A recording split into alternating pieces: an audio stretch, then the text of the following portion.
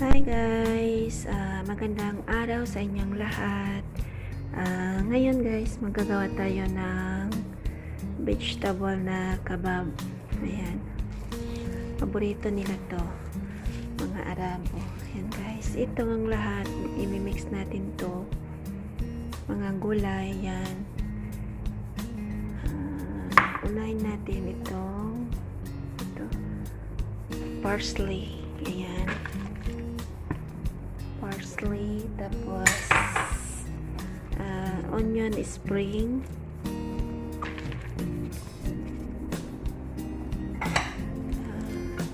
isbent, lahat po yan fresh kailangan. Ayan, i-mix lang natin.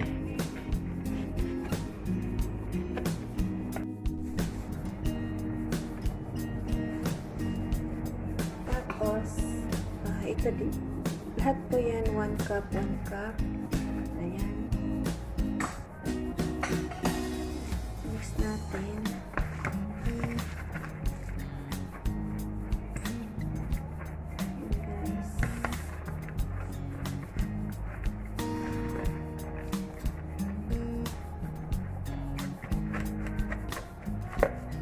Tapos itong kamatis, lahat po yan na hiwain na maliit-liit. Tapos yung kamatis, kailangan gudgurin lang at saka yung sibuyas. Pero kung mayroon po kayong blender na gaya nito,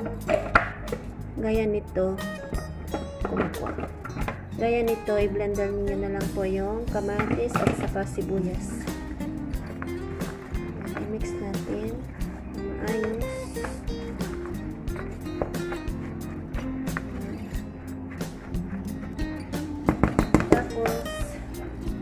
Ilagay natin yung itlog.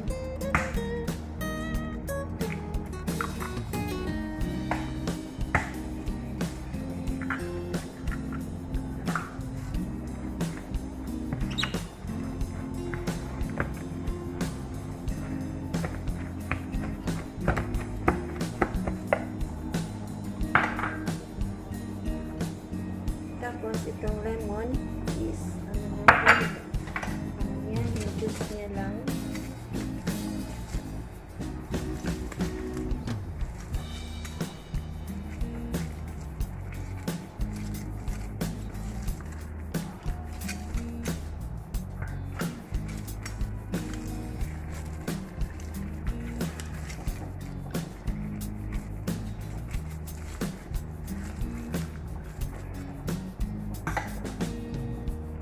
Mix lang natin guys.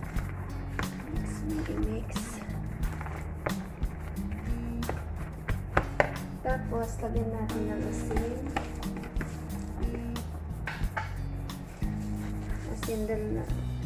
Ganitong maliit ng kutsara guys. 2. 3. Huwag lang masyadong puno. Tapos lagyan din natin ng turmeric powder. Isang kutsara na maliit. Tapos yung mix spicy, isa din kutsara maliit. Ito mix spicy. Tapos i-mix lang natin.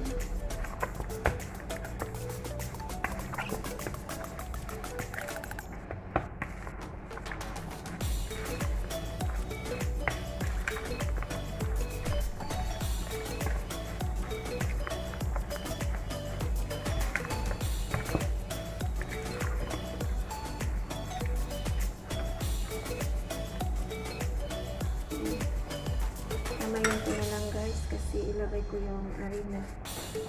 Ito guys, cornstarch to. Bali 1 cup siya, cornstarch. Tapos itong harina, 2 cup. Mix natin lahat. Tapos haluin natin sa kamay. 2 Kung kulang siya ng tubig guys, pwede na siyang dagdagan ng tubig konti. Pero kung hindi na kailangan, huwag na.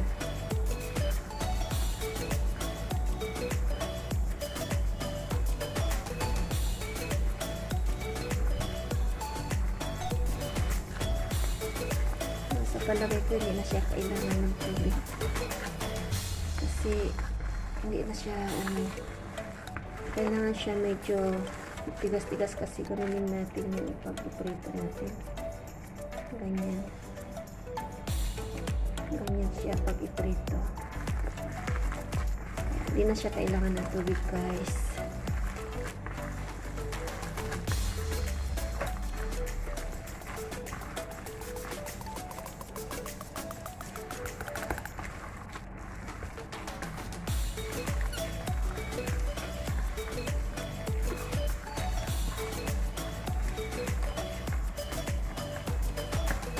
Kasi meron na siyang itlog at saka kamatis. Pwede na yun. Parang tubig niya na yun.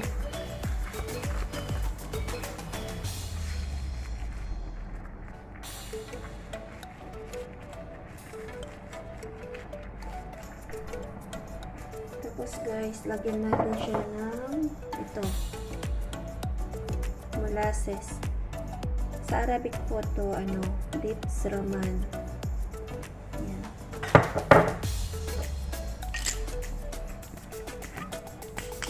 Lagyan natin ng 3 spoon.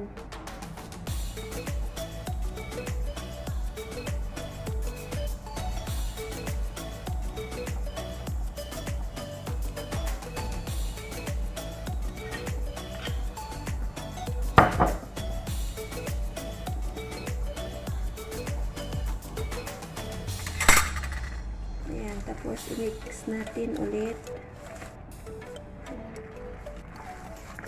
I-mix natin ng maayos.